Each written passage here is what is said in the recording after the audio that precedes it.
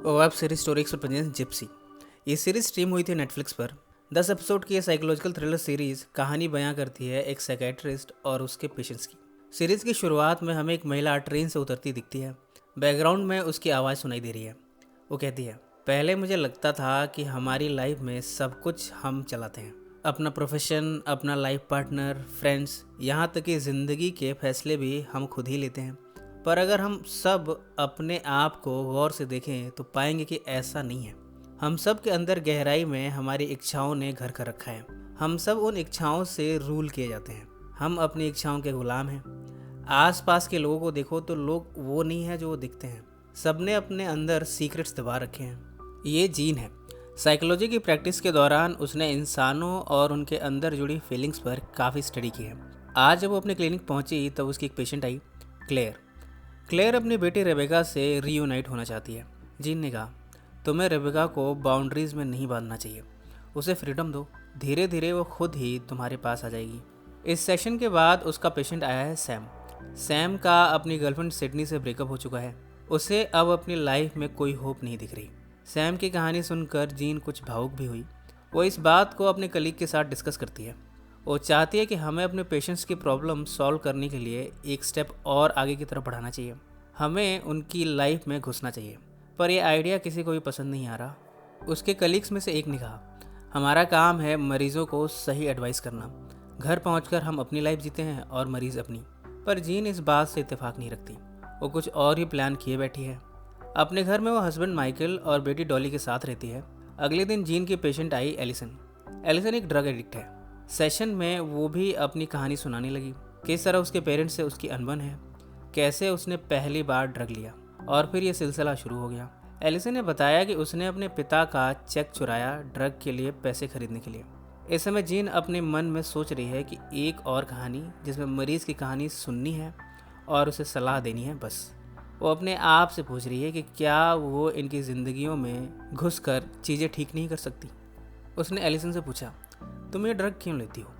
Allison ने बताया, इससे मैं काफ़ी हाई फील करती हूँ। एलिसन जब क्लिनिक से निकली तब तक जीन ने यह फैसला कर लिया है कि वो अपने पेशेंट्स की प्रॉब्लम सॉल्व करने के लिए उनकी ज़िंदगियों में दखल देगी। इस बारे में माइकल को कभी नहीं बताएगी।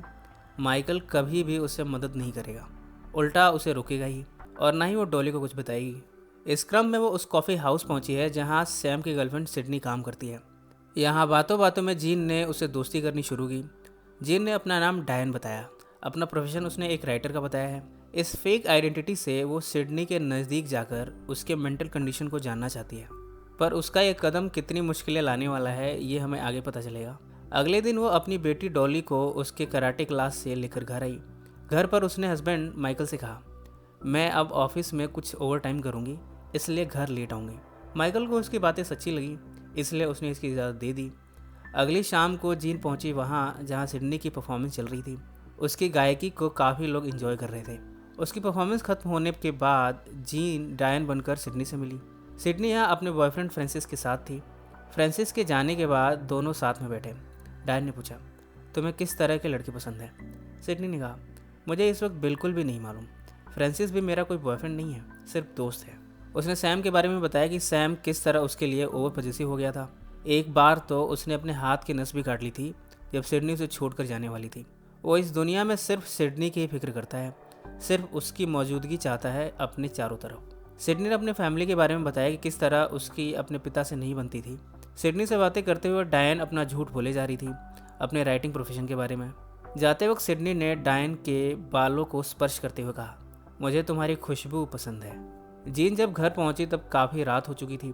डॉली अपने कमरे में सो रही है। माइकल के ऑफिस में सेक्रेटरी के तौर पर काम करती है एलेक्सिस। वो अपने ऑफिस के कामों में एलेक्सिस पर काफ़ी डिपेंडेंट रहता है। आज जब वो ऑफिस पहुंचा तब एलेक्सिस ने उसे आज का स्केड्यूल बता दिया। इस समय जब जीन सिडनी के वर्कप्लेस पर पहुंची तब वो उसके नज़दीक जाने वाली थी, पर तभी उसने सैम को उससे बात करते हुए पाया। जीन को यहाँ से जाना पड़ा क्योंकि उसने सैम को कुछ भी नहीं बताया कि वो उसकी पर्सनल लाइफ में दखल दे रही है। वो अपनी क्लिनिक पहुंची है। यहाँ फिर से क्लेयर पहुंची। वो अभी भी अपनी बेटी रेबेका से रीयूनाइट नहीं कर पाई है। क्लेयर ने कहा, मुझे डर है कि मेरी बेटी मुझसे कहीं मेरी बाकी की उम्र भी दूर ही ना रहे। वो मेरे लिए ज़रा भी वक्त नहीं निकालती। उसके लिए जॉब, जिम, ये सब इम्पोर्टेंट है। जीन ने उसे समझाते हुए कहा, इमोशंस हवा की तरह होते हैं, जब हवा का रुख बदलेगा तब वो खुद ही आपकी तरफ खिंची चली आएगी। जीन के इस सलाह के बाद क्लेयर चली तो गई, पर जीन अपने आप से खुश नहीं है। वो तो चाहती है कि इन पेशेंट्स की ज़िंदगी से सारी तकलीफ़ें दूर हो जाए। अपनी रोज़मर्रा की चीज़ों से डील करने के लिए वो खुद भी पिल्स का सहारा लेती है। अगले दिन सैम फिर से उसके क्लिनिक पहुंचा। सैम ने बताया कि उसने सिडनी से मुलाकात की है, वो अभी भी उसके पास नहीं आना चाहती। जीन ने कहा, तुम्हें थोड़ी मजबूती से उसके साथ पेश आना होगा। जैसा तुमने मुझे बताया है, उससे वो खुले विचार वाली लड़की मालूम होती है, ज़िंदगी को खुलकर जीने वाली लगती है। सैम ने बताया कि सिडनी ने अपने पिता को 11 साल की उम्र में खो दिया था। उसके बाद वो मर्दों से दूरी बनाकर रखती है। सैम के इन बातों को सुनकर जीन को जैसे कुछ अचानक से समझ आया है। इसी नोट पर कहानी का यह हिस्सा यहीं समाप्त हो गया। जीन सैम की प्रॉब्लम को सॉल्व करने के लिए उसकी निजी ज़िंदगी में घुसपैठ करने जा रही है। इसका अंजाम क्या होने वाला है? कहीं ऐसा तो नहीं वो खुद के लिए कोई मुसीबत बुलाने जा रही है? इन सारे सवालों का जवाब हमें आगे के हिस्सों में पता चलेगा। आपको ये कहानी कैसी लग रही है कमेंट्स में ज़रूर मेंशन करें। अगर आप इसके आगे के पार्ट्स भी देखना चाहते हैं तो उसे भी कमेंट करें, हम उसे भी पब्लिश करेंगे। सो फ्रेंड्स, फिर मिलेंगे ज़िंदगी के किसी नए मोड़ पर।